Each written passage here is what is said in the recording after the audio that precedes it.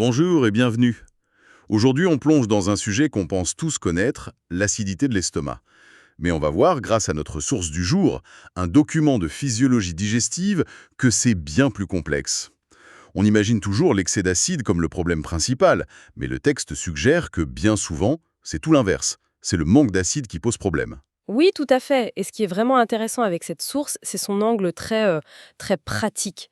Elle est destinée à de kinésithérapeutes viscéraux, donc on est sur du concret, du fonctionnel, on parle de ce qui se passe dans le ventre. Alors justement, allons-y. L'acide, on croit qu'il sert juste à brûler les aliments, mais le texte met en avant 4 fonctions vitales. La première, c'est la digestion des protéines. Et j'adore l'analogie utilisée. L'acide détend les protéines comme une pelote de laine tout emmêlée. C'est ça, et c'est seulement après que la pepsine, une enzyme, peut venir la découper en petits morceaux. Sans ça, l'enzyme ne peut pas faire son travail. Exactement, elle serait beaucoup moins efficace. C'est vraiment la toute première étape, elle est indispensable. D'accord.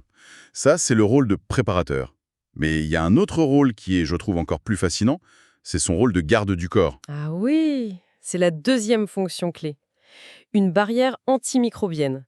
Le pH de l'estomac, qui est entre 1 et 3, est extrêmement acide. C'est un désinfectant en gros. Bah oui, c'est un désinfectant naturel. La plupart des bactéries, des virus qu'on peut avaler avec la nourriture, ils sont détruits là. C'est notre première ligne de défense. Il nous protège donc. Et il nous nourrit aussi, c'est bien ça. Le texte parle d'un rôle de clé. C'est la troisième fonction et elle est capitale, oui. Beaucoup de nutriments, comme le fer, la vitamine B12, le calcium, Hmm, sont enfermés dans les aliments. L'acide, c'est la clé qui les libère pour que l'intestin puisse les absorber. d'accord. Sans cette clé, les nutriments passent à travers le système sans être utilisés. Voilà. On peut en manger, mais on ne les assimile pas. Digérer, protéger, absorber. On pourrait s'arrêter là, mais non. Il y a une quatrième fonction, une fonction de signalisation. L'acide serait le chef d'orchestre en fait. C'est exactement l'image. L'arrivée de ce contenu très acide dans l'intestin, c'est le signal de départ. Ça déclenche la libération des enzymes du pancréas, la production de bile, Et si le signal est faible, tout l'orchestre joue faux. toujours en décalé, sans conviction. Et c'est là qu'on arrive au cœur du problème abordé par le texte, l'hypochloridrie. Le manque d'acide. Mais, attendez, c'est curieux. On nous parle sans arrêt de médicaments pour réduire l'acidité. On a l'impression que c'est un problème d'excès, toujours. Et pourtant, ce manque d'acide est beaucoup plus fréquent qu'on ne le pense, surtout avec l'âge, ou le stress chronique, ou la prise de certains de ces médicaments, justement. Et les conséquences, j'imagine, c'est... C'est une cascade. D'abord, la digestion est beaucoup plus lente.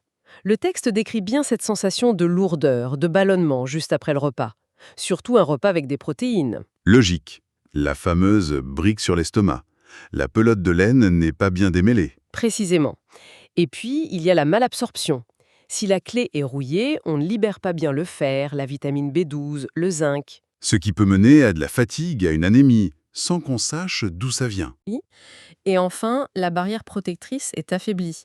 Un pH moins acide, c'est une porte d'entrée pour des infections digestives. C'est fou cette cascade. On part d'un simple problème dans l'estomac et on arrive à de la fatigue ou à des déséquilibres de la flore intestinale. Et c'est là qu'on arrive au paradoxe le plus intéressant du texte. Ah ouais. Certains symptômes qu'on associe tous à un excès d'acide, comme des brûlures, des reflux, Ouais. peuvent en réalité être le signe d'un manque d'acide. Attendez, comment c'est possible? Parce qu'un estomac qui digère mal se vide lentement. La nourriture stagne, fermente, et ça peut provoquer des remontées, même si le contenu de ces remontées est au final peu acide. Alors ça, c'est dingue. Ça veut dire que le réflexe qu'on a tous de prendre un antiacide pour une brûlure pourrait parfois aggraver le problème de fond. Dans certains cas, oui. C'est complètement contre-intuitif, mais c'est tout l'intérêt de cette lecture. Ça nous force à voir les choses autrement. Exactement.